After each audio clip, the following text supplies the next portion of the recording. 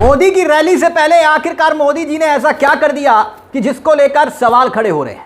46 second की reel तो बनाई, लेकिन रील के बाद जो कुछ हुआ उसको लेकर भी लोग कटाक्ष कर रहे हैं। आखिरकार प्रधानमंत्री, उनको यह क्यों कहना पड़ा कि भाई कितने दूं, कितने कितने कितने मिल रहे हैं। खुद मोदी मंच से कह रहे हैं। अब सोचिए जरा, देश के प्रधानमंत्री एक किस्म से बोली लगा रहे हैं। इतना बड़ा मीडिया कवरेज मोदी जी को मिलता है, रील बना रहे हैं दिन रात। देश की होनहार मीडिया क्या करती है? मोदी मोदी मोदी, यही करती है ना, इतना प्रचार प्रसार। लेकिन फिर भी मोदी जी को ऐसे मजबूर क्यों होना पड़ा रील बनाने के लिए? सोचा आपने? इसके पीछे भी एक वजह है, उस वजह पर हम आए। लेकिन जो ये पूरा वीडियो है ये भी हम आपको दिखाएंगे, मगर उससे पहले आपको पीएम मोदी का मंच पर खड़े हुए वो भाषण जरूर सुनना चाहिए, जिसमें मोदी जी कहते हैं क्या कि कितना पैसा मिलेगा बताओ जरा।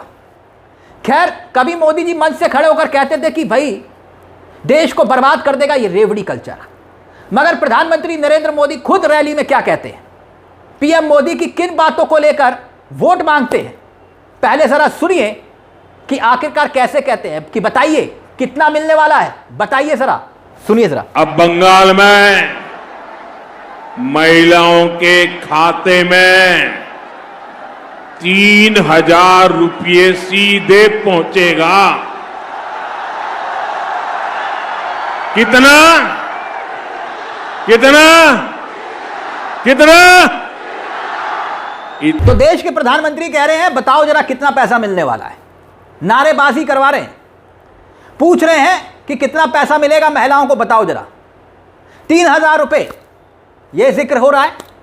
मगर मोदी जी कभी खुद कहा करते थे मन से कि रेवड़ी कल्चर। बीजेपी का मैनिफेस्टो देखिए, जो मैनिफेस्टो बीजेपी का है उसमें जो भरमार है वादों की, ऐसा लगता है कि मुफ्त वाली सेल लगी है। मुफ्त की सेल, मैनिफेस्टो की राजनीति करने वाली बीजेपी किस कदर मुफ्त का ऐलान कर रही है सिर्फ इसी बात को लेकर कि बस हमें वोट दे दो।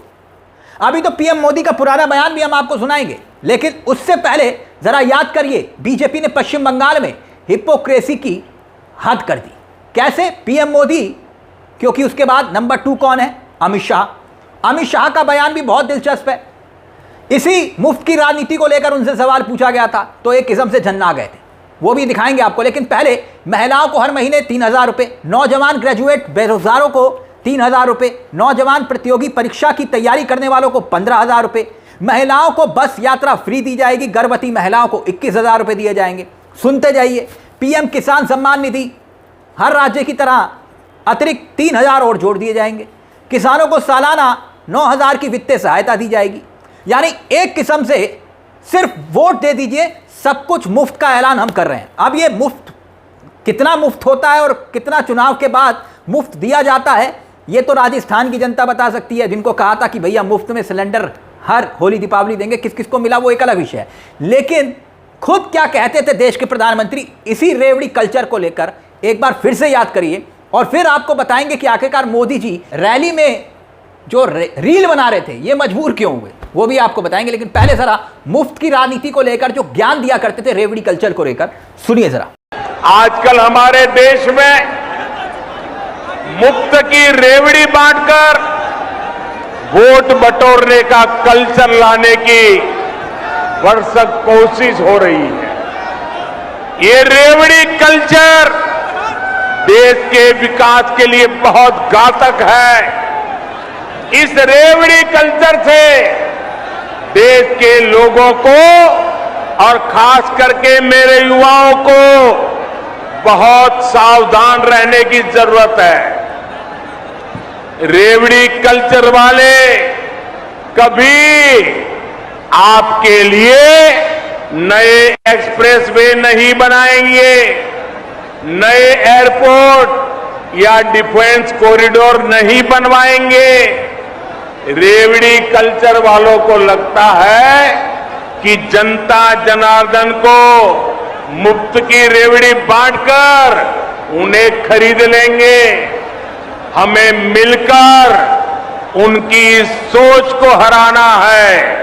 रेवड़ी कल्चर को देश की राजनीति से हटाना है।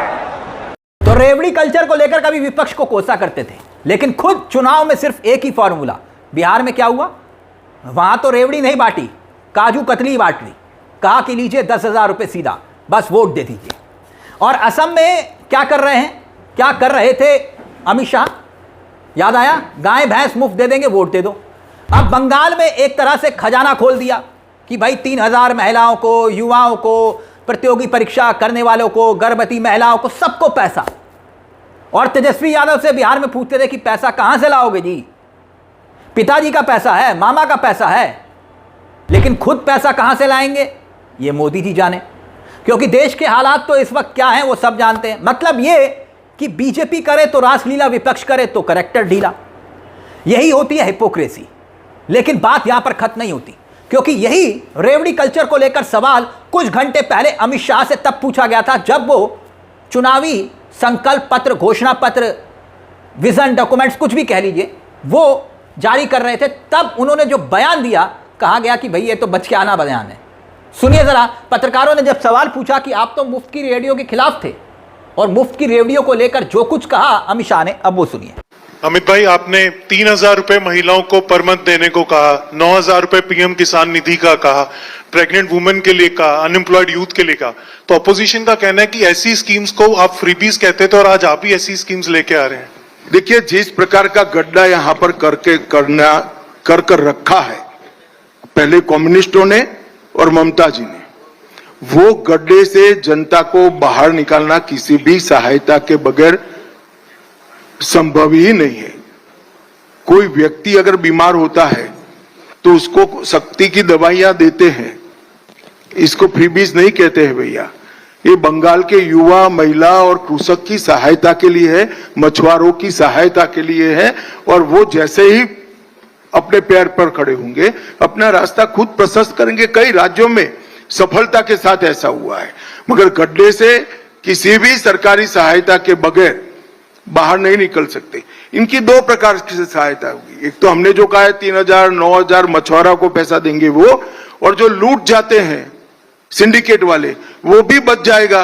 तो दोनों इकट्ठा होकर जल्दी ये बाहर आ जाएंगे। अब आते हैं प्रधानमंत्री नरेंद्र मोदी की भीड़ देखकर रील बनाने वाली खबर पर। आप जानते हैं कि मोदी जी ने रील क्यों बनाई? इसके पीछे की वजह क्या हो सकती है?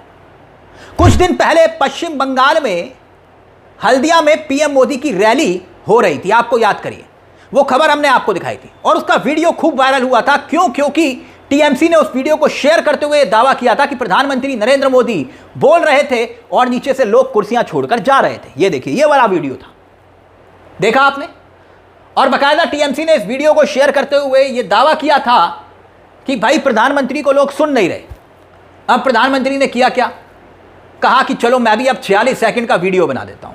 मतलब सोचिए, वो प्रधानमंत्री जिनके पास पूरा इकोसिस्टम है, जिनके पास पूरी देश की होनहार मीडिया जेब में है, जो रोज दिन रात मोदी मोदी करते हैं, वो रैली बना रहे हैं।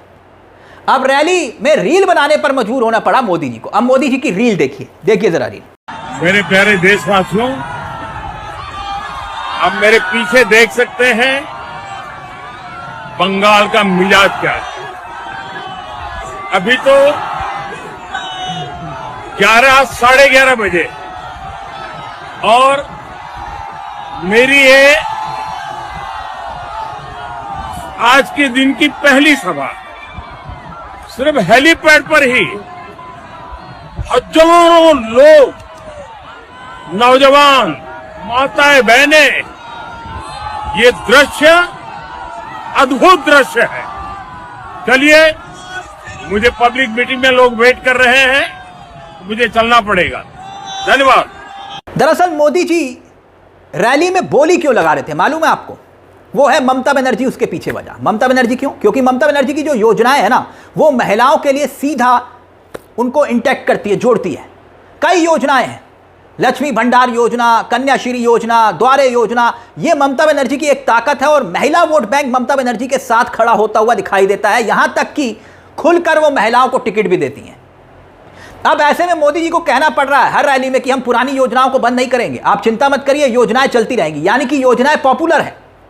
खैर, चुनाव जीतने हैं, भाषणबाजी कर रहे हैं मोदी जी, लेकिन जरा सोच कर देखिए कि क्या मोदी जी को इस वक्त चुनाव में इतना व्यस्त होना चाहिए। वैसे मोदी जी का मन रैली के बिना नहीं लगता है, ये बात सब जानते हैं, मगर जो मौजूदा हालात हैं इस वक्त देश में, ऊर्जा संकट, खाड़ी देशों में युद्ध जैसे हालात, भले ही सीज फायर चल रहा है, मगर जो स्थितियां बनी हुई है, लोग रोजगार की तलाश में वापस पलायन कर रहे हैं, क्योंकि कई जगह दुकानें बंद हो गई, ढाबे बंद हो गए, इसी गैस सिलेंडर की वजह से फैक्ट्रियां तक बंद हो गई।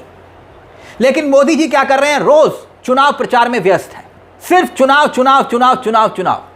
अब मोदी जी की आजकल चुनाव प्रचार में 5 राज्यों में व्यस्तता, अब ये छुट्टी में काउंट होगी या नहीं होगी, ये तो खुद भाजपा ही बता सकते हैं। लेकिन इतना जरूर है कि देश के प्रधानमंत्री सिर्फ चुनाव के लिए सब कुछ करना जानते हैं, यहां तक कि रील बनाना भी। खैर, इस पूरे मुद्दे को लेकर आपकी क्या राय है? आपको क्या लगता है कि आखिरकार मोदी जी को रील बनाने पर मजबूर क्यों होना पड़ा?